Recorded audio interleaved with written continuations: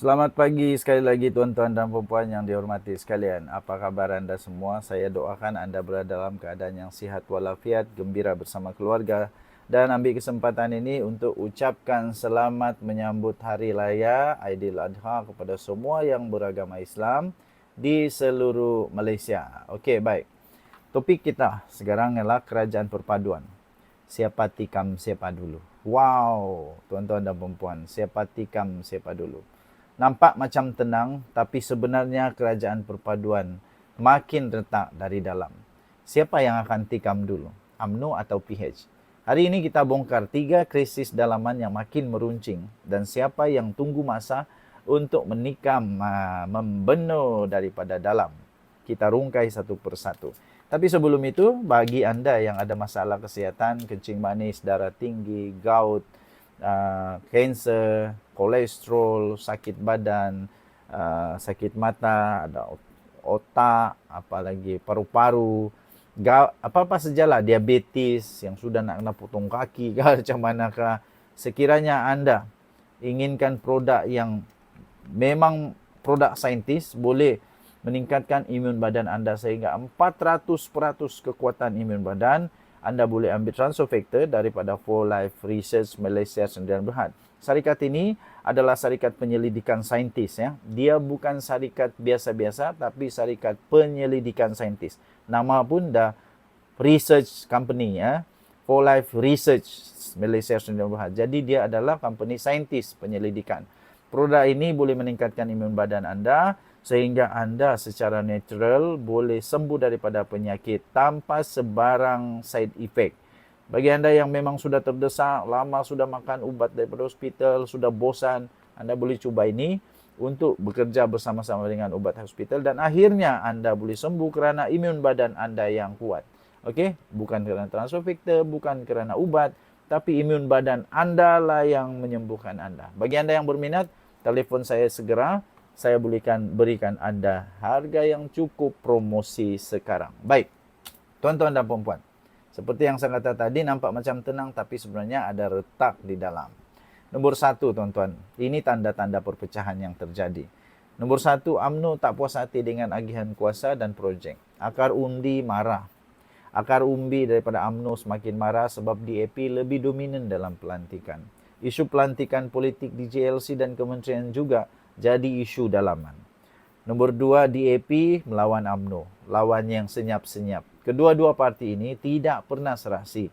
Dari dulu lawan, sekarang tidur sebantal. Macam mana mau serasi 100%? Tidak mungkin. Setiap kali DAP keluarkan kenyataan Malaysia Madani, adalah suara dalam UMNO yang terasa dipinggirkan. Nombor 3, PKR makin lemah dan Rafizi pula senyap. Kurang suara tegas membela rakyat sama dengan rakyat marah. Sama dengan UMNO salahkan Pakatan Harapan. Nah, itulah implikasi dia. Jadi siapa yang paling berisiko untuk menikam duluan? Mari kita lihat analisis ini. Nombor 1, UMNO. Semakin banyak suara akar umbi mahu keluar dari kerajaan. Akmal Saleh, Ketua Pemuda UMNO, semakin kritik dengan keras dasar Pakatan Harapan baru-baru ini.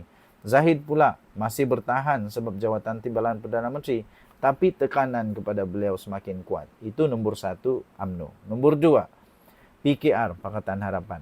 Anwar nak jaga semua pihak, tapi keputusan terlalu lembut. Ada pemimpin PKR sendiri tak puas hati dengan DAP dan UMNO. PH risau jika UMNO berunding secara senyap dengan Perikatan Nasional. Jadi di antara UMNO nombor 1 tadi dengan PKR nombor 2 tadi, siapa yang akan duluan tikam? Apa jadi kalau meletup? Kalau salah satu parti keluar, kerajaan tumbang. Kalau satu parti keluar, PRU boleh mengejut. Kalau satu parti keluar, Perikatan Nasional boleh ambil alih dengan gabungan majoriti. Kalaulah salah satu parti keluar, Sabah dan Sarawak jadi penentu kuasa. Of course, Sabah dan Sarawak always be a kingmaker. Tapi kalau terus bertahan tanpa perubahan, rakyat makin bosan. Isu rakyat tidak pernah selesai. Rating Anwar pula semakin jatuh. Rakyat pula semakin cari alternatif di luar sistem. Contohnya, muda, NGO atau boikot PRU. Nah, tuan-tuan dan puan yang dihormati sekalian, gabungan ini bukan satu hati. Ada tikaman halus setiap hari. Soalnya sekarang, Siapa yang akan cabut pisau dulu? Adakah UMNO akan keluar untuk selamatkan Marwah? Atau Pakatan Harapan akan singkirkan mereka untuk jaga image? Komen pendapat Anda. Siapa yang sebenarnya berisiko khianat dulu? Jangan lupa like, share, subscribe untuk kupasan politik yang jujur dan bebas. Kita jumpa dalam video seterusnya. Bye-bye. Salam sejahtera, sekali lagi selamat pagi tuan-tuan dan puan-puan. Baru sebentar tadi ada satu video yang saya telah ulas, yaitu siapa calon Perdana Menteri yang seterusnya selepas Datuk Seri Anwar Ibrahim. Salah satu nama yang saya sebut adalah Tok Mas Hassan. Tok Mat Hassan atau nama sebenarnya Datuk Seri Muhammad Hassan. Okey, baik. Secara teori politik dan perlembagaan, bolehkah dia jadi Perdana Menteri menggantikan Datuk Seri Anwar Ibrahim? Ini satu soalan yang sangat menarik, iaitu bolehkah Tok Mat Hassan, Datuk Seri Muhammad Hassan daripada UMNO menjadi Perdana Menteri Malaysia. Nah, secara teori, boleh atau tidak? Sebelum saya teruskan, anda boleh komen. Anda setuju atau tidak? Boleh atau tidak? Bagaimana pendapat anda? Tapi sebelum itu, saya ingin perkenalkan satu produk, nama dia Transofactor. Bagi anda yang ada masalah gout, kencing manis, darah tinggi, sakit buah pinggang, sakit hati, sakit perut, ada kanser usus, kanser otak, apa jenis kanser sekalipun, apa jenis 3 serangkai sekalipun penyakit anda, lemah tubuh badan, kekurangan tenaga, sakit batin, susah untuk dapatkan anak atau anak-anak yang lembab, yang susah untuk belajar, ambillah produk ini kerana produk ini produk saintis. Produk saintis yang susah untuk susah untuk anda dapatlah, susah untuk anda dapat kerana dia produk saintis. Anda tidak akan jumpa ini di tepi jalan, penjual-penjual di tepi jalan, di kedai runcit kah, di farmasi kah, tak ada.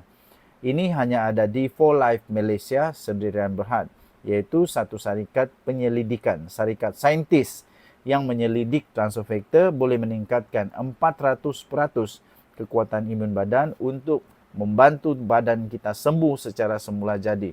Telah dibuktikan masuk di dalam Physician Desk Reference PDR, buku reference para doktor dan saintis di seluruh dunia. Apa tunggu lagi? Bagi anda yang serius mau sembuh atau ingin buat bisnes atau apapun yang tujuan anda boleh hubungi saya sekarang di nombor telefon yang tertera. Baik, kita teruskan. Siapa Tok Mat Hassan? Secara teorinya, boleh.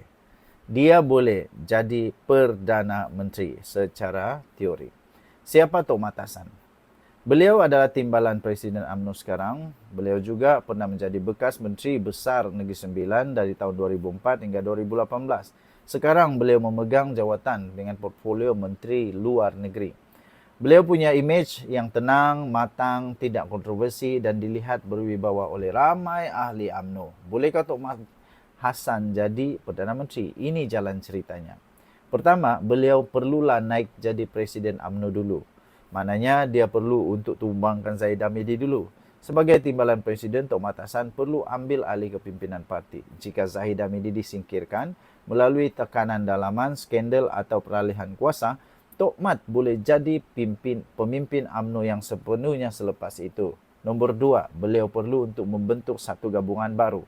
UMNO tidak kuat berdiri secara sendiri, tuan-tuan dan puan-puan. Tok Mat Hassan perlu bentuk satu blok yang baru.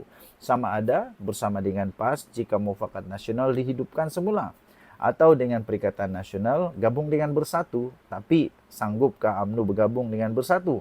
Itu soalan besar. Ataupun Pakatan Harapan. Kalau Anwar berundur dan Pakatan Harapan mau calon neutral dari UMNO untuk jadi Perdana Menteri. Masalahnya, maukah Pakatan Harapan? Nombor 3, sokongan ahli parlimen.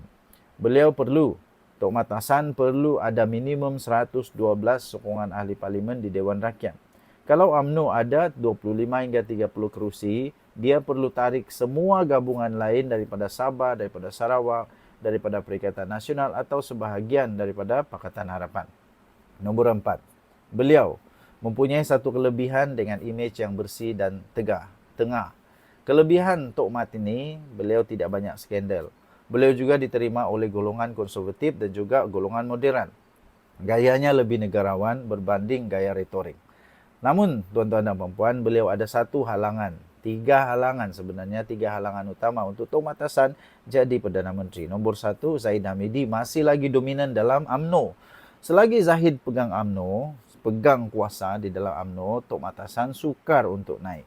Nombor 2, populariti yang rendah di luar UMNO. Rakyat biasa tak kenal sangat dengan Tok Matasan, macam mengenali Rafizi atau Nurul Izzah atau Syafiq Abdal. Nombor 3, kurang serangan media sosial. Tok Matasan kurang menonjol. Tidak viralkan isu, jadi kurang digeruni. Jadi secara kesimpulannya tuan-tuan dan puan, ya Tok Matasan boleh jadi Perdana Menteri. Tapi hanya jika beliau berjaya jadi ambil alih UMNO. Bentuk gabungan yang kukuh dan tampil sebagai calon kompromi. Okey, dia adalah calon yang sesuai jika Malaysia mahu Perdana Menteri yang tenang, tak banyak drama dan stabil. Kalau tuan-tuan dan puan-puan setuju dengan ini, anda katakan setuju. Kalau tidak, anda boleh tinggalkan komen. Jangan lupa tekan like, share video ini kepada kawan-kawan. Dan pastikan anda terus bersama dalam channel ini untuk mendapatkan analisis politik yang bebas lagi. Bye-bye.